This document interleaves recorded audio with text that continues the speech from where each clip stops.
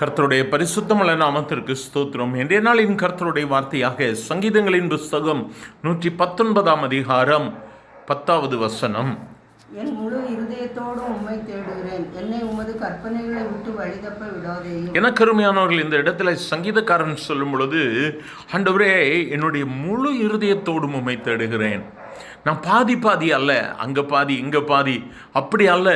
என்னுடைய இருதயம் முழுமையாக உம்மை நோக்கி தேடும். ஏனென்று சொன்னால், நான் உம்மை விட்டு நான் தேடும் பொழுது உம்முடைய கற்பனைகளை விட்டு வழி தப்பி விடாதபடிக்கு நீர் என்னை பாதுகாத்து கொள்ளுவேர். சங்கீதக்காரன் சொல்லுகிறான், நான் முழு இருதயத்தோடு உம்மை தேடுகிறான் ஆண்டவரே, என்னை உம்முடைய கற்பனைகளை விட்டு மட்டும் வழிவை தப்பி விட்டுறாதுங்க.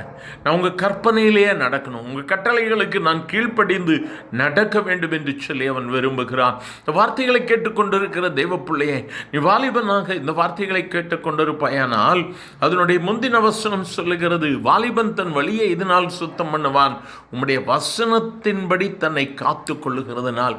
எனக்கு அருமையான வாலிப தம்பி தங்கச்சி, உன்னுடைய வாழ்வை நீ எதனாலே காத்து கொண்டிருக்கிறாய்?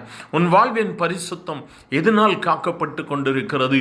உன்னுடைய சுய முயற்சியினாலே நீ அதை நிரந்தரமாக முற்றும் முடிய காத்துக்கொள்ள முடியாது.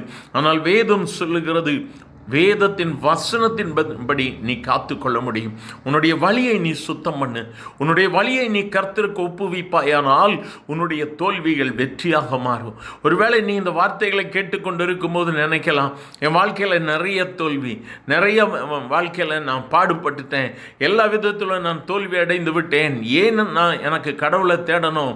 ஒருவேளை விரக்தியில் நீ இருக்கலாம். உன்னை நீயை சோதித்துப்பார், உன் வழியை சோதித்துப்பார்.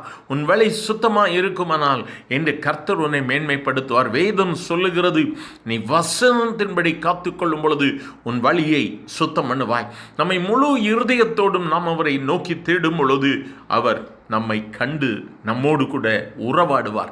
அவருடைய கற்பனையை விட்டு நாம் விலகாதபடிக்கு நம்மை அவர் காத்து கொள்வார். இந்த நாளிலும் ஆண்டவரே, என்னுடைய முழு இருதயத்தோடு கூட நான் உம்மை தேடி வருகிறேன். ஆண்டவர்கிட்ட சொல்லாமா, என் முழு ஆத்துமாவோடு, முழு இருதயத்தோடு, முழு பலத்தோடு கூட நான் உம்மை ஆராதிப்பேன் ஆண்டவரே.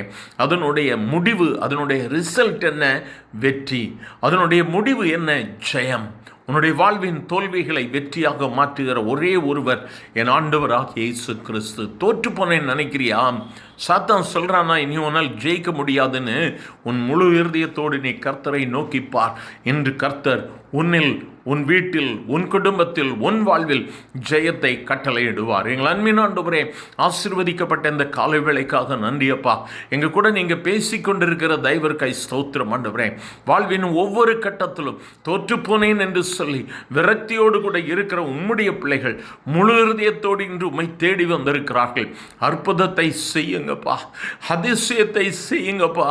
உம்முடைய பிள்ளைகளுக்காக திறப்பில் நிற்கிறோம் ஆண்டவரே. ஒரு அற்புதம் நடக்கட்டும் ஆண்டவரே. இந்த காலை வேளையில் உம்முடைய பிள்ளைகள் என்னென்ன நோக்கத்தோடு உம்முடைய சமூகத்தில் நிற்கிறாங்களோ கர்த்தர் அதை செய்து உம்முடைய நாமத்தை மகிமைப்படுத்தும். உங்கள் பிள்ளைங்கப்பா சோர்ந்து போக விட்டுறாதுங்க. ஆசீர்வதியும். இயேசுவின் நாமத்தில் பிதாவே. ஆமேன், ஆமேன்.